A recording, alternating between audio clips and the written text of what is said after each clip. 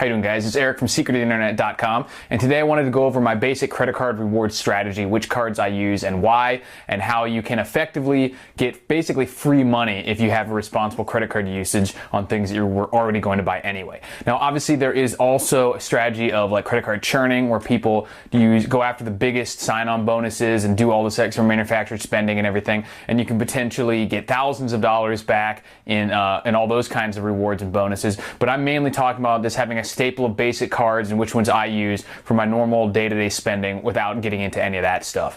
And basically, the first thing you want to do, and this is one that I actually don't have because I don't think they had it yet when I started getting my basic staple cards, and I just haven't gone about getting it yet because at this point it's only a 0.5% difference or whatever.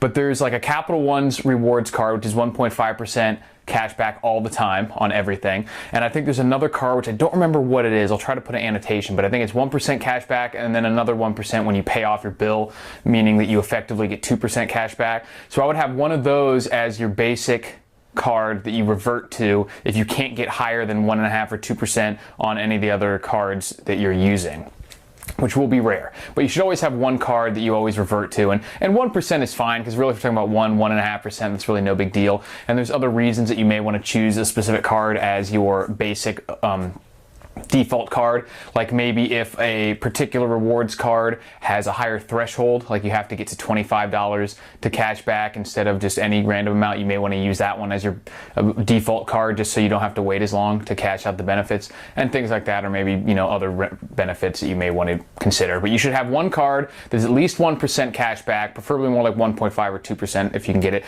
on, that gives you that on everything you buy, and that should always be your default that you use unless you have a reason to use another one. And I'm going to go over the other couple cards that I use for my basic purchasing day to day.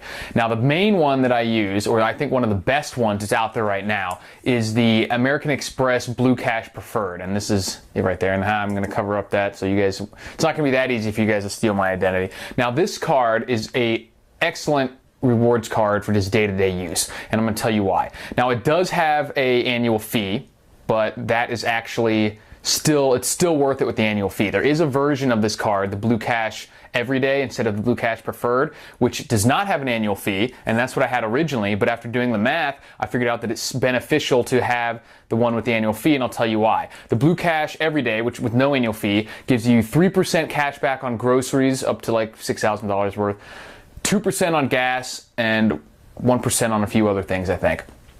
The Preferred, which has I think $75 a year annual fee, gives you 6% on groceries and 3% on gas. And so that extra 3% makes a big difference. And I did the math, and somewhere if you spend anything more than like $185 a month on groceries, then it's worth it to pay the annual fee. You'll actually make that back and then some.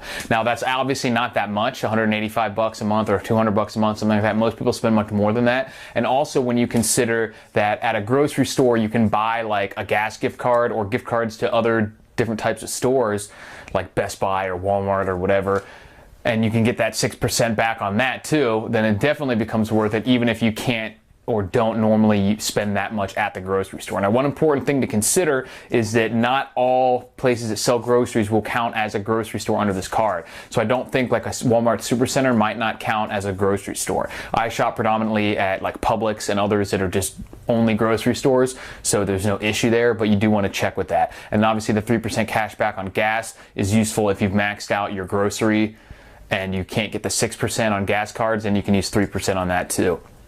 And then it's 1% on everything else. And also, American Express has a lot of other tertiary benefits that go beyond the direct percent cash back. Like throughout the year, they just had one of the benefits was like on Small Business Saturday, any small business, you get $10 off any purchase of $10 or more at up to 3 different places. So it was $30 free that I got. I just went to a local grocery store that's considered a small business because it was on their list. I made 3 individual purchases right in a row of around 11 or 12 bucks and got $10 off each one. That was $30 free.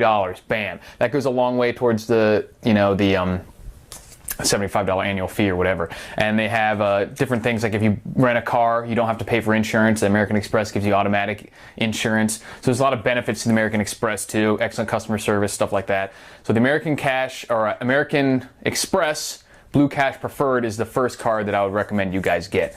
The next one that I use is and this one is not necessarily going to be most beneficial for you, but the Chase Amazon.com card gives me 3% cash back at Amazon, and I use Amazon a lot for just everyday stuff like my dog food. It's actually cheaper with Prime and everything like that.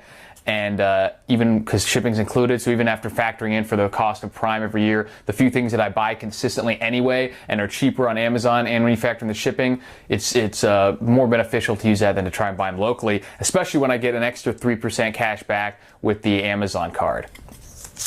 So that's a useful one right there. Then the other one, this is basically these three cards, the ones that I use most often, is the Discover It card. This is a really great card because, for one, it gives you your credit score every month just on your statement, so you don't have to worry about, oh, how many times am I allowed to look a year before I have to pay money or before it hurts my credit or whatever. It's just right there on your credit score every month. Another one is the rotating 5% cashback category. So every quarter, like first 3 months of the year, the next 3 months, the next 3 months, they switch categories of what will give you 5% cash back. There's usually one every year of gas. So anytime that this is on that category, I use this for my gas and get 5% cash back on gas. There's usually one that's restaurants and movies. I think that's what it's on right now, so that may not be too effective if you're trying to stay super frugal, but in the event that you do go to a restaurant, even fast food, you might as well go ahead and get 5% cash back. And then they usually have one that's home improvement, like Lowe's, different things like that, and like holiday shopping sometimes will give you one as well. And so anything you buy at a lot of major stores during the latter half of the year or latter quarter of the year will give you 5% cash back on that. So that's three great cards. Oh, also before I forget, this one, there's actually a referral bonus. So if you guys are interested in getting the Discover It card, send me an email at secretoftheinternet@gmail.com. And I'm sorry, thesecretoftheinternet@gmail.com. And tell me you want the referral, and then if I send you the email link, you'll get $50, I'll get $50, and it helps everybody out. So those are the three cards that I use predominantly, and with those three cards, I'm able to get like a couple $100 cash back, which is basically free money every year, and some other benefits as well, like I mentioned with the rental cars and stuff like that. So take a look. There's always new cards coming out, but those are the type of things you should be looking for. One thing I forgot to mention, and on the Discover It card, they have gift cards. Now normally a lot of credit cards, you can use your points to get gift cards, but it was never a good idea before because say it took 100 points or whatever, you can get a $10 gift card with the same amount of points as you could get $10 cash back. So there's no reason to get a gift card, $10 gift card that you could spend only at one place when you could get $10 cash, which you could spend anywhere, including that one place if you wanted to. But Discover Card got smart and they heard my pleas, I guess, and they actually have discounted gift cards, which some of them being up to like 20% off or more, sometimes 25%, I think, like a $20 gift card for only $15 or something like that. And so obviously if it's something you're going to be spending anyway, that's a huge discount beyond the additional, like if you're getting 5%, you're really getting much more than that because you're getting 25% off of a gift card at all sorts of different places. So that's one thing to check out with them as well. So send me an email at thesecretoftheinternet@gmail.com if you're interested in getting the referral link for that. But those are the three cards that I use. Always keep an eye out because there are different ones coming up, but just look at the terms, see if it would fit into your strategy of which ones you would use for different things. But the American Express Blue Cash Preferred, the Chase Amazon card I use, and the Discover It card. Now if there's somewhere like maybe you don't shop at Amazon but you shop at like somewhere else a lot specifically, then maybe you get a card that gives you percentage cash back on that more so than Amazon. But that alone right there gives me a lot of money cash back every year, several $100 for basically just all I have to do is when I open my wallet and decide to pay for the item, just spend half a second saying, oh, which card am I going to use? And that's it. And that's not a lot of work to get several $100 back every year. So let me know what you guys think and what strategy you guys use for credit cards. And if there's any great cards out there that I should know about, let me know in the comments. And check out secretoftheinternet.com, and I'll talk to you guys later.